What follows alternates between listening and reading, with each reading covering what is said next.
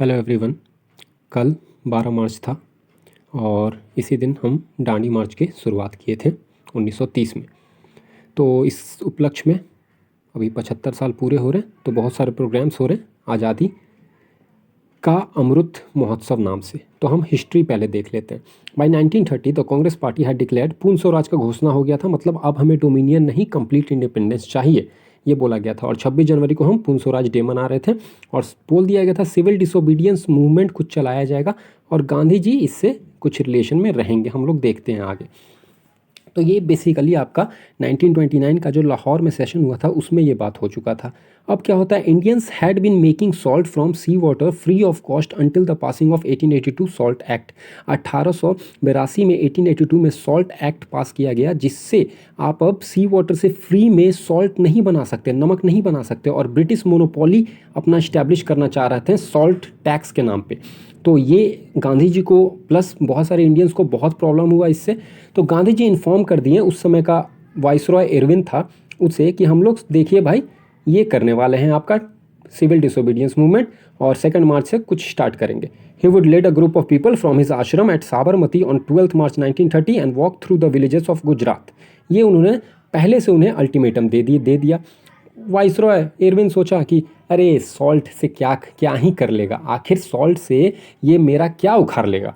लेकिन इन्हें पता नहीं था कि आगे चल के यही चीज़ से पूरा ब्रिटिश का नींव ही उखाड़ के रख देंगे हमारे महात्मा गांधी। और पूरे वर्ल्ड में इसका चर्चा हुआ, पूरे वर्ल्ड कवरेज मिला इस मूवमेंट को, प्लस इसमें एक कतरा भी खून का नहीं जाया किया गया।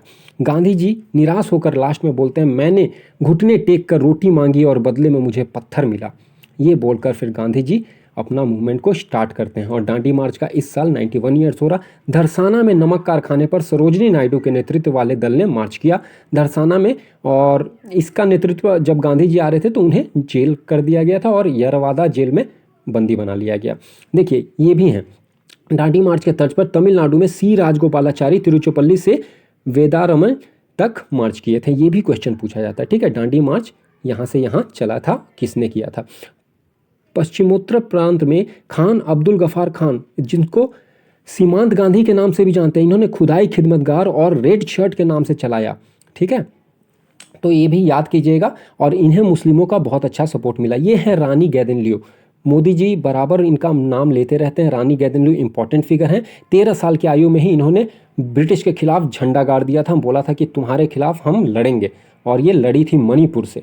तो ये भी बहुत इंपॉर्टेंट फिगर है हमारे हिस्ट्री में, तो इनको कभी भी भूलिएगा मत कि रानी गैदनलियो भी कोई एक थी महान लेडी। अब देखिए कि इसका मुंह उतर गया, देखिए इधर ये है इरविन, इसका मुंह उतर गया। भाई ये गांधी क्या कर दिया, हम तो कभी सोचे ही नहीं। तो गांधी जी खुश हो गए, और इसके बाद फिर जो मूवमेंट जो रंग पकड़ता है, गांधी जी जेल में रहते हैं लेकिन लोग आपस में ही मूवमेंट चलाने लगे। सब लोग इधर से उधर अपना मूवमेंट चला रहे हैं, और पूरा इसको जन भागीदारी का सपोर्ट मिला। पूरा नॉन वायलेंट मूवमेंट था, किसी का भी खून जाया नहीं किया गया था इस मूवमेंट में। और ये जो नागालैंड वाली हैं इनको याद रखिएगा, रानी गैदनलियो, ठीक है। तो 12 मार्च 1930 को स्टार्ट किया गया विथ 78 पीपल, 78 पीपल के साथ इन्होंने डिपार्ट किया साबरमती से दांडी के लिए। 24 दिन चला, उसके बाद फिर 6 अप्रैल 1930 को दांडी पहुंचकर गांधी जी ने छोटा सा पिंच ऑफ सॉल्ट वहां से उठाकर ये सत्याग्रह पूरा कर लिया। और इससे बोला जाता है कि ऑफिशियली सिविल डिसोबीडियंस मूवमेंट सविनय अवज्ञा आंदोलन स्टार्ट हो गया था, ठीक है। उसके बाद फिर गांधी इरविन पैक्ट होता है 5 मार्च 1931 को, जिसमें वाइसरॉय बहुत सारे शर्तें वगैरह मानते हैं, और उसके बाद फिर सेकंड राउंड टेबल कॉन्फ्रेंस वगैरह चलते रहता है। तो इस तरीके से ये मूवमेंट चला था, ठीक है। और ये भी याद रखिएगा, इसका पृष्ठभूमि कहाँ तैयार हो गया था, लाहौर सेशन 1929 में। कांग्रेस वर्किंग कमेटी उन्होंने बात कर लिया था कि हम लोग स्टार्ट करेंगे सिविल डिसोबीडियंस मूवमेंट, मतलब सविनय अवज्ञा आंदोलन। ये पहले से, ये जो कुछ क्लिप देख रहे हैं ये गांधी जी का मूवमेंट का आप क्लिप देख रहे हैं, ठीक है।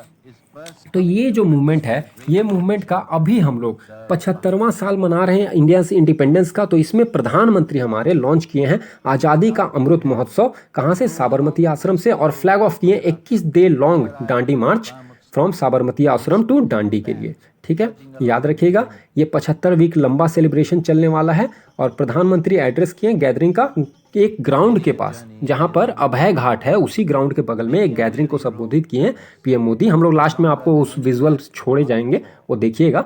तो अभय घाट आखिर है क्या? तो अभय घाट रेस्टिंग प्लेस है हमारे former prime minister Morarji Desai.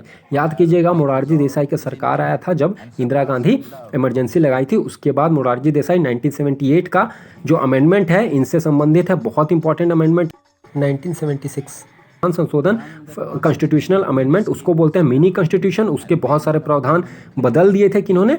Morarji Desai जब आए थे।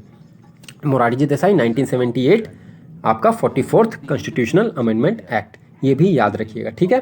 तो ये मोरारजी देसाई वाला बात कर लिए। अब हम बात कर लेते हैं कि दांडी मार्च जो है ये टोटल 386 किलोमीटर का पदयात्रा इस बार होगा। जो पदयात्रा चलने वाला है 386 किलोमीटर का दांडी मार्च। तो 91 ईयर्स ऑफ दांडी मार्च हम लोग मना रहे हैं। ये सब कुछ कुछ फैक्ट आप लोग लिखते जाइएगा, इसको ध्यान में रखिएगा, इससे क्वेश्चंस बनेंगे आने वाले एग्जाम्स के लिए, ठीक है।